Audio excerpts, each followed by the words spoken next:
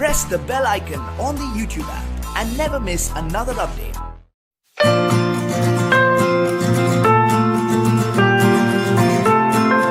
Hello, welcome to Finish Educare. Welcome to the third chapter of 8th Maharashtra Board History. Name of the chapter is Effects of British Rule. So in this video, I will be teaching you how British rule impacted India. What was the impact of Britishers in India? मतलब Britishers ने जो rule किया India में उसका क्या क्या impact हुआ India पे, क्या क्या चेंजेस हुआ इंडिया में और कैसे उन्होंने रूल एस्टैब्लिश किया, कैसे अपना रूल एक्सपांड किया. लास्ट चैप्टर में हमने देखा था कि जो ब्रिटिशर्स ने कैसे नवाब ऑफ बंगाल को हराया, बंगाल में रूल एस्टैब्लिश किया, बाद में पंजाब रीजन में सिख्स को हराया, उसके बाद साउथ में टीपू सुल्तान को हराया, फ्रेंच और उनके बीच में वॉर हुआ, उसमें उन्होंने फ्रेंच को हरा दिया. ऐसे करते करते उन्होंने अपना जो पावर है वो एक्सपांड किया. अभी हम देखेंगे कि ब्रिटिशर्स ने मराठास को कैसे हराया. जैसे मैंने लास्ट चैप्टर में भी बताया था कि मराठा सबसे पावरफुल रूलर्स थे इंडिया में जब भी ब्रिटिशर्स थे. जब ये चैप्टर की जब भी बात कर रहे हैं वो टाइम ब्रिटिशर्स को हराने वाले या ब्रिटिशर्स को टक्कर देने वाले सबसे पावरफुल किंगडम था मराठास. तो हम देखेंगे अभी इस चैप्टर में कि मराठास को कैसे ब्रिटिशर्स ने हराया. पहले मैं बताना चाहता हूँ कि मैं 8 स्टैंडर्ड के भी वीडियोस अपलोड कर रहा हूँ. कुछ मुझे अच्छा रिस्पांस मिल रहा है, लेकिन जितना रिस्पांस मिलना चाहिए उतना नहीं मिल रहा है. तो जितना आप शेयर करोगे वीडियोस उतने ही मैं वीडियोस अपलोड करूँगा. ये मेरा लास्ट चैप्टर होगा. अगर मुझे अच्छा रिस्पांस नहीं मिला तो मैं वीडियो अपलोड नहीं करूँगा आगे के. तो आपके ऊपर डिपेंड है. जितना आप शेयर करोगे, आपके स्कूल फ्रेंड्स, आपके ट्यूशन फ्रेंड्स, आपके रिलेटिव्स, जितना हो सके उतना शेयर करो वीडियोस. जितना आप शेयर करोगे, जितने मुझे अच्छे व्यूज़ मिलेंगे उतने मैं वीडियोस अपलोड करते रहूँगा. अगर व्यूज़ नहीं आ रहे तो कोई फ़ायदा नहीं है अपलोड करने का, तो मैं अपलोड नहीं करूँगा. So back to the chapter. तो हम इस चैप्टर में बात करेंगे कि ब्रिटिशर्स ने कैसा अपना रूल एस्टैब्लिश किया, एक्सपांड किया और अल्टीमेटली उन्होंने पूरा जो पावर था इंडिया में कैसे एस्टैब्लिश किया. एक एक करके उन्होंने लीडर्स को डिफीट किया और कैसे उन्होंने पूरा पावर अल्टीमेटली पूरा कंट्री अपने कब्जे में ले लिया. ये हम बात करेंगे अभी. So in this chapter we are going to study the effects of British rule over India. First of all, establishment of East India Company. देखो, पहली बात याद रखो कि शुरुआत में जब भी ब्रिटिशर्स इंडिया में आए थे तो इंग्लैंड ने डायरेक्टली रूल नहीं किया था इंडिया के ऊपर. तो अर्लियर जो आया था east India company, it is just like a company. Normally जो कंपनी होता है, जैसे आज रिलायंस, टाटा, ये जो कंपनी है, वैसे ही एक ब्रिटेन की कंपनी थी ईस्ट इंडिया कंपनी, जिन्होंने पहले इंडिया में अपना रूल एस्टैब्लिश किया था. सो एक कंपनी था. So we have studied due to the geographical discoveries. ये लास्ट चैप्टर में हमने देखा था how Vasco da Gama came to India and after that how Portuguese, Dutch, French and Britishers came to India. European powers reach the Indian coast. All the European including Portuguese, Dutch, French and British enter the race for capturing Indian market. मतलब जितना ज़्यादा वो power establish करेंगे, जितना ज़्यादा उनके हाथ में पावर होगा, जितना ज़्यादा लैंड उनके पास होगा, उतना वो प्रॉफिट में रहेंगे. तो इन लोगों ने रेस चालू हो गया इनके बीच में. So we have seen in last chapter how there was a war between French and British and how Britishers defeated French. when British came to India for trade purpose. तो स्टार्टिंग में क्यों आए थे? ट्रेड के लिए आए थे. East India Company मतलब ये ट्रेड करने के लिए आया था. British came to India for trade purpose. The Portuguese had already settled here and gave a bitter resistance. Portuguese already आ चुके थे, फ्रेंच भी आए थे, उनके बीच में झगड़े होने लगे. पोर्चुगीज़ और ब्रिटिश के बीच में झगड़े होने लगे. So they gave a bitter resistance. Bitter मतलब कड़ी टक्कर दी. Later friendly relations develop between them. But to establish the domination over India the British had to face opposition from French, Dutch and local rulers. मतलब India के जो local leaders थे उनसे भी, फ्रेंच से भी, डच से भी, लेकिन एक एक करके उन्होंने सबको हराया और अल्टीमेटली पावर बन गए. इंडिया सबसे बड़ा पावर बन गया इंडिया में. Now British and Marathas, like I have told you in last chapter also, कैसे हमें बोला जाता है कि ब्रिटिशर्स ने इंडिया का जो पूरा पावर है वो मुगल्स के हाथ से लिया. ये टेक्निकली करेक्ट है क्योंकि वो टाइम पे मुगल्स मतलब मुगल का जो एम्परर था वो इंडिया का लीडर था, इंडिया का रूलर था, लेकिन उसके हाथ में ज़्यादा पावर नहीं था. वो सिर्फ पपेट था क्योंकि उसके हाथ में अल्टीमेटली पावर नहीं था. आप सबको पता होगा, आपने लोअर स्टैंडर्ड्स में पढ़ा होगा कि शिवाजी महाराज, छत्रपति शिवाजी महाराज, उन्होंने मराठा किंगडम एस्टैब्लिश किया. हिंदवी स्वराज का हिंदवी स्वराज के जो फाउंडर थे वो छत्रपति शिवाजी महाराज थे. और उन्होंने जो किंगडम बनाया था, उन्होंने जो हिंदवी स्वराज बनाया था, वो उनके बेटों ने या उनके बाद उनके जो सरदार थे, ऐसे करके करके बहुत एक्सपांड हो गया था. तब अल्टीमेटली वो सबसे बड़ा पावर था जब भी ब्रिटिशर्स इंडिया में आए थे. पाकिस्तान में एक सिटी है अटॉक, वहाँ तक मराठास का पावर था. वहाँ तक वो मराठास के लोग पहुँचे थे. और जो मुगल एम्परर है औरंगज़ेब के बाद, औरंगज़ेब का डेथ हुआ था 1707 AD में औरंगज़ेब का डेथ हुआ. So after Aurangabad there was no great Mughal leader Mughal ruler थे वो इतने ज़्यादा पावरफुल नहीं थे. सो अल्टीमेटली उनका जो पावर है वो कम हो गया. लेकिन वो बादशाह था, मुगल का जो बादशाह था वो इंडिया का लीडर था. वो पपेट करके बैठता था, उसका कुछ ज़्यादा वैल्यू नहीं था. सो अल्टीमेटली उसके हाथ में पावर नहीं था. So Marathas were very powerful. So Britishers and Marathas उनके बीच में वॉर हुआ और अल्टीमेटली ब्रिटिशर्स ने मराठास को भी हरा दिया. मराठास को हराने के बाद पूरा इंडिया का पावर हम बोल सकते हैं कि ब्रिटिशर्स के हाथ में चला गया. Mumbai was the main centre of British in western India. They were trying to acquire the nearby territories but Marathas had strong hold over it. Mumbai के आसपास जो रीजन है वो मराठास के कंट्रोल में था. After the death of Peshwa Madhavrao, Peshwa who is Peshwa? Peshwa मतलब as a prime minister बोल सकते हैं हम कि मराठास का जो किंगडम था उसके छत्रपति मतलब किंग.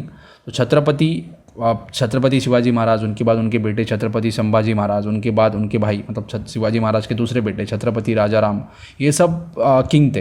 लेकिन ऐसे आगे जाने के बाद जो किंग थे वो डायरेक्टली रूल नहीं करते थे, वो सिर्फ किंग का काम करते थे, लेकिन डायरेक्टली रूल करते थे पेशवा. तो Peshwa is just like a prime minister.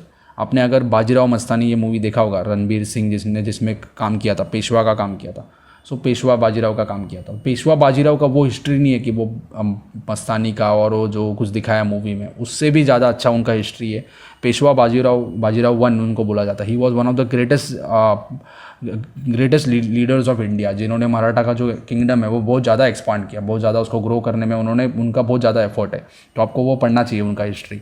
So Peshwa is just like a prime minister. तो उसमें आपने देखा होगा कि छत्रपति जो होते हैं वो पेशवा को अपॉइंट करते हैं. तो Peshwa is working on behalf of Chhatrapati और king. So king is Chhatrapati, Peshwa is just like a prime minister. So Peshwa Madhavrao, Peshwa जो वो टाइम के जो पेशवा थे. So after the death of Peshwa Madhavrao, his uncle Raghunath Rao approach for help from British. तो पेशवा माधवराव, तो उनके बाद पेशवा जो दूसरे जो उनके अंकल थे रघुनाथ राव, उनको वो ब्रिटिशर्स के पास चले गए. तो उनको लगा कि मैं ब्रिटिशर्स का सपोर्ट करूंगा, ब्रिटिशर्स का हेल्प लूंगा और पूरा पावर मेरे कब्जे में ले लूँगा. So Raghunath Rao approach the help from British due to the greed of Peshwaship. तो उनको पेशवा बनना था, मतलब उनको पेशवाशिप चाहिए थी, मतलब उनको प्राइम मिनिस्टर का शिप चाहिए था, प्राइम मिनिस्टर बनना था. This led to the entrance of British in Maratha politics. So Britishers बाद में मराठा पॉलिटिक्स में आ गए. During 1774 to 1818, 3 wars were fought between Marathas and British. 3 war हुए और 3 वॉर के बाद मराठास का जो पावर था वो ख़त्म हो गया और अल्टीमेटली ब्रिटिशर्स पूरे इंडिया पे राज करने लगे. During the first war Marathas unitedly faced the British and hence proved superior. So पहला वॉर हुआ था, उसमें सब मराठा जो सरदार थे वो सब लोग एक साथ आए और उन्होंने ब्रिटिशर्स को हरा दिया. इन 1782 the treaty of Salbai.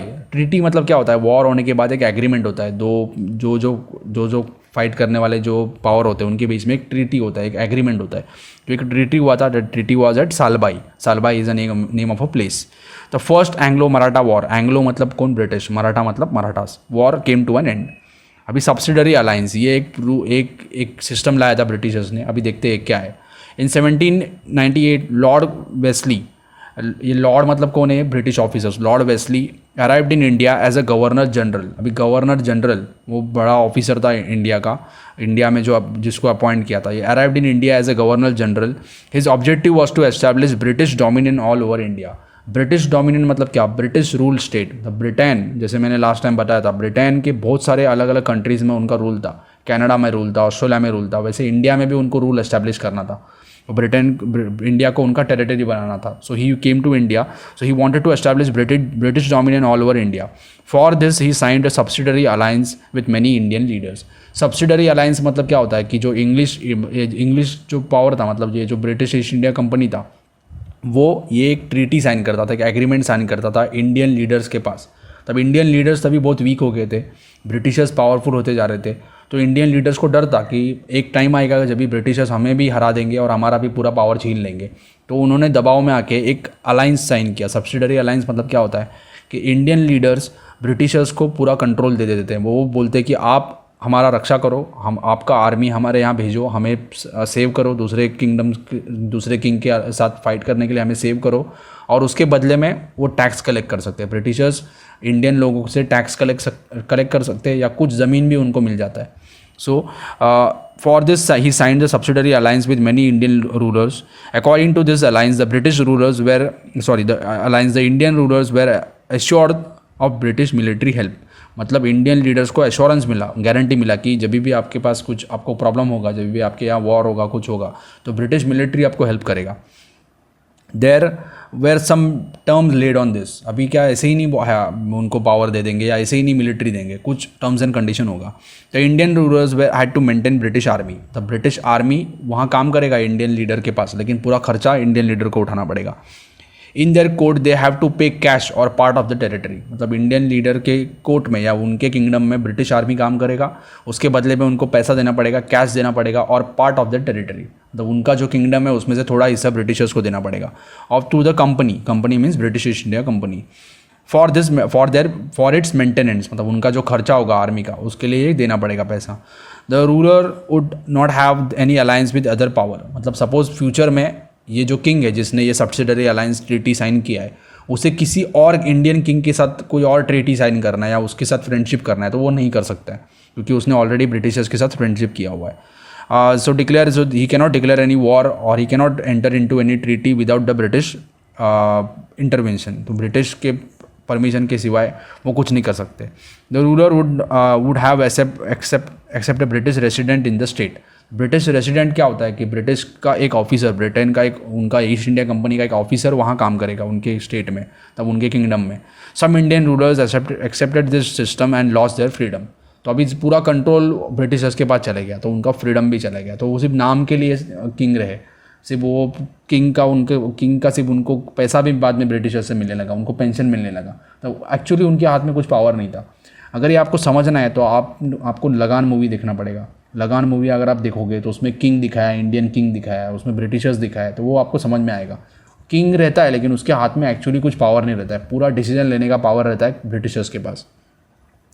In 1802 Bajirao two signed that subsidiary alliance treaty with the British. अभी बाजीराव टू कौन है कि मैंने बाजीराव के बारे में बताया, तो वो बाजीराव उनका डेथ हो गया. उनके बाद दूसरे कोई लीडर बने, उनका भी नाम बाजीराव था, इसलिए बाजीराव टू उनका नाम, हम हिस्ट्री में उनका नाम हम बाजीराव टू बोलते हैं ताकि फ़र्क लगे. बाजीराव 1 बाजीराव 2. पहले कैसे थे, जो रॉयल फैमिलीज थे, वो जो पुराने कोई अच्छे लीडर थे, उनके नाम से उनके पोतों का या उनके आगे की पीढ़ी का नाम रखते थे. तो वैसे बाजीराव नाम रखा था, तो वो बाजीराव 2 थे. तो ओरिजिनल जो मैंने बाजीराव की बात की, जो बहुत शूर थे, वो नहीं है, वो दूसरे है ये बाजीराव 2. उनके बाद जो बने थे, उनके कुछ साल बाद या उनके कुछ लीडर्स के बाद जो बने थे leader, Bajirao 2 he was Peshwa. He signed the subsidiary alliance treaty with British. The Maratha जो पेशवा थे उन्होंने ब्रिटिशर्स के साथ सब्सिडरी अलायंस ट्रीटी साइन किया, ब्रिटिशर्स ने उनको फोर्स किया. This alliance was well known as treaty of Vasai. Vasai में ये ट्रीटी साइन हुआ था. वसई इज़ नियर मुंबई, तो वो जो ट्रीटी को बोलते हैं treaty of Vasai. But this treaty was not acceptable for to some Maratha sardars. जैसे मराठा किंगडम बहुत बड़ा था, तो उसमें एक ही लीडर ज़्यादा पावरफुल थे, मराठा पेशवा थे, लेकिन दूसरे भी लीडर्स थे पावरफुल. ऐसे ग्वालियर में जो लीडर थे, या फिर जो इंदौर में थे, नागपुर में थे, ऐसे अलग अलग जगह पे जो पावरफुल लीडर्स थे, पावरफुल सरदार थे, उनको ये सब्सिडरी अलायंस ट्रीटी मंजूर नहीं था. मतलब ब्रिटिशर्स ने मराठास के साथ ट्रीटी साइन किया, लेकिन पूरा जो मराठा एम्पायर है उन्होंने एक्सेप्ट नहीं किया. कुछ लीडर्स ने बोला हम एक्सेप्ट नहीं करते. पेशवा ने भी साइन किया होगा, फिर भी हम एक्सेप्ट नहीं करते. So this led to the second Anglo Maratha war. तो जो एक्सेप्ट नहीं कर रहे थे सरदार, उनके बीच में और बाजीराव और ब्रिटिशर्स के बीच में वॉर हुआ. That is second Anglo Maratha war. After the victory of the British, तो उसमें ब्रिटिशर्स जीत गए. There was increase interference in British into Maratha state. Britishers जीतने के बाद उन्होंने धीरे धीरे मराठा एडमिनिस्ट्रेशन में इंटरफियर करने का कोशिश किया, काम में दखल अंदाजी देने का कोशिश किया. सो बाजीराव टू, जिन्होंने ये ट्रीटी साइन किया था, ही वॉज एंग्री. उनको गलती समझ में आ गई अपनी, तो उन्होंने वॉर स्टार्ट कर दिया ब्रिटिशर्स के साथ. This became intolerable and Bajirao two waged a war against British. He was defeated in the battle and in 1818 he surrendered to the British. तो वो बैटल हार गए और वो ब्रिटिशर्स को सरेंडर हो गए. In this mean time the capital of Mughals was under the control of दौलत राव शिंदे. जैसे मैंने बताया था कि मुगल्स का कैपिटल दिल्ली, तो वहाँ के जो काम, वहाँ तो बादशाह रहता था, मुगल बादशाह, लेकिन एक्चुअली उसके हाथ में ज़्यादा पावर नहीं था, तो मराठास ही उनको गार्ड करते थे. तो वहाँ थे दौलत राव शिंदे, मराठा सरदार थे. By defeating the troops of Shinde, general lake मतलब लेक नाम है उनका, general lake capture the Mughal emperor and gained victory over Hindustan. तो अल्टीमेटली मराठास को हराने के बाद पूरा इंडिया बोल सकते हैं हम ब्रिटिशर्स के हाथ में चला गया. कुछ जगह थे, कुछ लीडर्स थे जो इंडिपेंडेंट थे, या फिर कुछ लोग जैसे पोर्चुगीज थे, फ्रेंच थे, वो छोड़ के अल्टीमेटली ऑलमोस्ट पूरा इंडिया ब्रिटिशर्स के कब्जे में चला गया. तो आगे जाके अगर आपको किसी ने पूछा तो मराठास पावरफुल थे, उनको हराने के बाद ही ब्रिटिशर्स ने कब्जा किया था, मुगल्स को हराने के बाद नहीं। मुगल्स का जो मुगल एम्परर था ही वो just like a puppet now, क्योंकि मराठा ज़्यादा पावरफुल थे। Then Chhatrapati Pratap Singh, he was Chhatrapati, जैसे मैंने बताया छत्रपति मतलब किंग, जो मराठा किंग थे। Although the Peshwaship came to an end, मतलब पेशवा को हरा दिया, बाजीराव टू को हरा दिया। तो वहाँ लेकिन अल्टीमेटली मराठा पावर फिर भी था, क्योंकि किंग को जब तक हराते नहीं हो आप तो मराठा पावर तब तक नहीं जाएगा। तो Peshwa he was very powerful, Peshwa तभी ज़्यादा पावरफुल थे मराठा किंगडम में, लेकिन उनको हरा दिया। लेकिन छत्रपति हार मानने के लिए तैयार नहीं थे। छत्रपति मतलब किंग। छत्रपति प्रताप सिंह ऑफ सातारा, सातारा मतलब उनका पैलेस सातारा में था। Chhatrapati Pratap Singh of Satara was still ruling. Britishers signed the treaty with Chhatrapati Pratap Singh and appointed grand डफ, मतलब उन्होंने ब्रिटिश ऑफिसर ग्रैंड डफ को अपॉइंट किया और उसको असिस्ट करने के लिए भेज दिया कि आप छत्रपति के साथ जाके रूल करो। Grant Duff as an officer to assist him in the state affairs. State affairs मतलब क्या, government. But later Chhatrapati was dethroned, कुछ टाइम बाद छत्रपति को उन्होंने डीथ्रोन कर दिया, मतलब उनको जो वहाँ बैठते थे, गादी पे बैठते थे, या फिर जो छत्रपति पोजीशन था उनका, किंग था, उसमें से उनको हटा दिया और उनको काशी भेज दिया। So he died there. Kashi is Varanasi, जो यूपी में वाराणसी है उसे काशी भी बोलते हैं। So he died there in 1847। भी उनके एक सरदार थे छत्रपति के, Rango Bapuji Gupte, a loyal officer of Chhatrapati, fought the legal battle and went up to England. तो उन्होंने केस कर दिया ब्रिटिश ऑफिसर्स के ऊपर और वो ब्रिटेन के कोर्ट में तक चले गए। fought the legal battle and went up to England, but his efforts were unsuccessful. Later, Lord Dalhousie is named Lord, मतलब वो एक उपाधि मिलती थी ब्रिटिश ऑफिसर्स को। तो Lord Dalhousie rejected the adoption policy and in 1848 annexed the state of Satara. Chhatrapati Pratap Singh, उन्होंने क्या क्या काम किया हुआ था यहाँ दिया हुआ है। Chhatrapati Pratap Singh made provision of water to the city, building water tank on the back side of Yavateshwar temple and Mahadara in Satara. Roads were built in the city, trees were planted on both sides of the roads, schools were built for boys and girls for teaching Sanskrit, Marathi and English, printing press was set up and many useful books were published. In 1827, सभा नीति, सभा मतलब क्या होता है कि जो kingdom कैसे चलना चाहिए, रूल कैसे होना चाहिए, Sabha Niti, a book on polity, तब गवर्नमेंट का काम कैसे चलना चाहिए, that is political science basically. So polity was printed. He build road from Satara to Mahabaleshwar to Pratapgarh, ये अभी भी है। अभी आप अगर महाबलेश्वर जाओगे तो ये रोड हम यूज़ कर सकते हैं, Satara to Mahabaleshwar. The road, same road further extended to Mahad is in Konkan में महाड़ है, और सातारा मालूम होगा आपको। तो वहाँ से बहुत डेंजरस रोड है ये, it is one of the toughest road in Maharashtra. Ghat road है महाबलेश्वर जाने के लिए, जो रोड रखता है, ये रोड उन्होंने बिल्ड किया था। Chhatrapati Pratap Singh use to write personal daily diary, वो अपना जो दिन का जो कुछ उन्होंने जो भी एक्सपीरियंस किया था वो डायरी लिखते थे। Then effects of British rule on India, dual government. अभी ब्रिटिशर्स ने क्या किया, डुअल गवर्नमेंट एस्टैब्लिश किया, दो टाइप का गवर्नमेंट। अभी देखते हैं कैसे। Robert Clive in 1765 introduce the dual government system in Bengal. The company undertook the work of revenue collection, मतलब company, British East India Company क्या करता था, रेवेन्यू कलेक्ट करता था, रेवेन्यू मतलब tax collection. Whereas Nawab of Bengal had to maintain law and order, वहाँ जो कैसे पूरा ठीक से चल रहा है क्या किंगडम, ये सब देखने का काम था नवाब ऑफ बंगाल, नवाब का। और पैसा कलेक्ट करने का या टैक्स कलेक्ट करने का काम था ब्रिटिश आर्मी का या ब्रिटिश ईस्ट इंडिया कंपनी का। तो दो टाइप का गवर्नमेंट आ गया। This is known as dual government. Dual मतलब टू लेवल्स ऑफ गवर्नमेंट, मतलब पहले एक ही स्टेट में, एक ही जगह पे दो अलग अलग टाइप के लोग वहाँ रूल कर रहे हैं। ब्रिटिशर्स टैक्स कलेक्ट कर रहे हैं, रेवेन्यू कलेक्ट कर रहे हैं, और वहाँ का जो किंग है या फिर वहाँ का जो नवाब है, और नवाब ऑफ बंगाल, वो क्या कर रहा है, वहाँ लॉ एंड ऑर्डर मेंटेन कर रहा है, वहाँ पुलिस या उनके जो आर्मी है वो देखभाल कर रही है। दो टाइप के गवर्नमेंट आ गए। The ill effects of dual government system could be seen after certain time period. Money in the form of taxes went into the pockets of company officers. मतलब वो ब्रिटिश ऑफिसर्स भी corrupt थे, वो सीधा पैसा जो था, जो मिलता था, वो ब्रिटिश ईस्ट इंडिया कंपनी को नहीं देते थे, वो अपने पैसे जेब में भी डाल देते थे कुछ पैसा। The monopoly of trade, monopoly मतलब लास्ट चैप्टर में भी मैंने बताया था। मोनोपोली मतलब क्या कि एक ही आदमी वो गुड्स बेच सकता है, कोई भी गुड्स एक ही आदमी बेच सकता है। So that is monopoly of trade in India was given to East India Company. So only British East India Company could sell some goods. Only they can sell those goods. तो दूसरों को बेचने का चांस नहीं है, तो जितना price में वो बेचने का बेचते थे, तो लोगों को पैसा देना पड़ता था ज़्यादा, और क्वालिटी भी अच्छा नहीं होता था गुड्स का। And hence many trading companies in England envied them. अभी जैसे मैंने स्टार्टिंग में बताया, ब्रिटिश ईस्ट इंडिया कंपनी क्या था, एक कंपनी था जो ब्रिटेन का कंपनी था, इंडिया में रूल करता था। उनको गवर्नमेंट, ब्रिटिश गवर्नमेंट तो था वहाँ का, वहाँ से मोनोपोली मिला था कि सिर्फ इंडिया में ब्रिटिश ईस्ट इंडिया कंपनी ही ट्रेड कर सकता है। तो वहाँ के जो दूसरे कंपनीज थे ब्रिटेन के, वो गुस्सा हो गए कि इनको ही कैसे आपने मोनोपोली दे दिया। तो उन लोगों ने वहाँ के गवर्नमेंट को गवर्नमेंट के अगेंस्ट प्रोटेस्ट करना चालू कर दिया कि ब्रिटिश ईस्ट इंडिया कंपनी को ही पूरा मोनोपोली मत दो, हमें भी पावर मिलना चाहिए। तो ऐसे करके करके बाद में गवर्नमेंट ने सोचा कि British East India company India में बहुत पावरफुल हो रहा है। अभी मैं बात कर रहा हूँ ब्रिटेन के गवर्नमेंट की। तो उन लोगों ने अभी ब्रिटिश ईस्ट इंडिया कंपनी के हाथ से पावर लेके ब्रिटिश गवर्नमेंट के हाथ में पावर दे दिया। मतलब एक कंपनी, एग्जांपल लो कि कोई XYZ कंपनी है इंडिया का, वो कंपनी कहीं जाता है, वहाँ पावर एस्टैब्लिश करता है और वहाँ रूल करना चालू कर देता है। लेकिन इंडियन गवर्नमेंट को मालूम पड़ता है कि ये कंपनी अभी वहाँ बहुत गलत तरीके से रूल कर रहा है। तो उन लोगों ने क्या किया, गवर्नमेंट ने यहाँ के उस कंपनी को हटा दिया, अभी खुद जाके वो कंट्री में रूल करना चालू कर दिया। ऐसा ब्रिटेन ने किया, ये अभी हम आगे देखेंगे। The working system of the company in India received criticism in England, and British Parliament introduced some important laws to keep control over the company. तो इन लोगों ने जो दूसरी कंपनी थे, they were jealous on British East India Company. तो उन लोगों ने वहाँ के गवर्नमेंट को फोर्स किया और गवर्नमेंट ने कुछ लॉज बनाया जिसके वजह से ब्रिटिश ईस्ट इंडिया कंपनी के काम के ऊपर रेस्ट्रिक्शंस आ गए। अभी कौन कौन से लॉज उन्होंने बनाए थे, कैसे कैसे रेस्ट्रिक्शंस लगाए, देखते हैं। Parliamentary laws according to the regulating act of 1773। अभी रेगुलेटिंग एक्ट जब भी नाम आएगा मतलब law. According to regulating act of 1773, act कभी बना था 1773 में, इसलिए रेगुलेटिंग एक्ट ऑफ 1773, एक्ट मतलब law. The Bengal governor came to be known as governor general. मतलब कैसे ब्रिटिश ईस्ट इंडिया कंपनी जो इंडिया में रूल करता था, उसके अलग अलग प्रोविंसेस थे, जैसे मुंबई में भी रूल करते थे, चेन्नई मद्रास में भी रूल करते थे, या फिर बंगाल में भी रूल करते थे। ऐसे बड़े बड़े उनके प्रोविंसेस थे।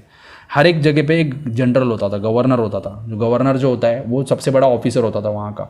तो बाद में ये एक्ट के बाद जो बंगाल का गवर्नर था, ही बिकेम गवर्नर जनरल। मतलब वो जो गवर्नर है वहाँ का, बंगाल का जो भी गवर्नर होगा, वो पूरे इंडिया का सबसे बड़ा ऑफिसर बन जाएगा। ही बिकेम गवर्नर जनरल, उसको गवर्नर जनरल बोलते थे। पहले सिर्फ वो गवर्नर था, मतलब वो सिर्फ बंगाल के बारे में बात देखता था, बाद में उसको पूरे इंडिया का भी लीडर बना दिया उन लोगों ने, governor general. According to this act, Lord Warren Hastings became the governor general of India. तो Warren Hastings was the first governor general of India. He got the right to control policies of Mumbai. जैसे मैंने बताया, पहले वो सिर्फ बंगाल के बारे में भी देखेगा, लेकिन अभी गवर्नर जनरल बन गया तो वो अभी मुंबई के बारे में भी देखेगा, मुंबई में क्या काम हो रहा है वो भी देखेगा। Then he can also have control over Madras province. Madras is now Chennai, जो साउथ का जो है वो मद्रास प्रोविंस बोलते थे उसको। प्रोविंस मतलब क्या, एक region. The committee of 4 members was set up to assist him. 4 और लोग थे जो उसको हेल्प करते थे। दूसरा बाद में एक लॉ बना 1784 में। In 1784 Pitt's India Act was passed. Pitt's मतलब एक ब्रिटिश का प्राइम मिनिस्टर था, उसका नाम था पिट्स, तो उसके नाम से Pitt's India Act was passed. The act proved to be approved for appointment of permanent board of control for better regulation and management of affairs of East India Company. मतलब अभी क्या हो रहा है, ब्रिटिश ईस्ट इंडिया कंपनी के ऊपर government, वहाँ का जो गवर्नमेंट है वो रेगुलेशन लगा रहा है, वो रेस्ट्रिक्शंस लगा रहा है। So board of control for better regulation of East India Company. In 1813 and 1833, 1853 new laws were pass by parliament. वो क्या, कहाँ का पार्लियामेंट, ब्रिटेन का पार्लियामेंट। अब ये पार्लियामेंट सब क्या है, इसके ऊपर मैंने सेपरेट वीडियो बनाया, जो फर्स्ट चैप्टर है सिविक्स का, उसके ऊपर एक सेपरेट वीडियो बनाया, वो जाके देखो। अभी मैं पूरा डिटेल में वापस एक्सप्लेन नहीं करूँगा। To make certain changes in the working of the company. अब company means British East India Company. In this way they evolve an indirect control of British government on the administration of East India Company. मतलब अभी क्या हो गया, British East India company के हाथ से power कम हो रहा है और ब्रिटिश गवर्नमेंट है वहाँ का जो पार्लियामेंट है वो अभी एस्टैब्लिश कर रहा है power. With the emergence of British rule, a new administrative system got developed in India. British rule आ गया, मतलब ब्रिटेन का जो गवर्नमेंट है वो अभी इंडिया में रूल करने लगा। तो उन लोगों ने क्या किया, जो सिस्टम था इंडिया में वो चेंज किया। तो उसमें नए नए चेंजेस लाए, जैसे Indian civil service, military, police force, judicial system became the main pillars of British administration in India.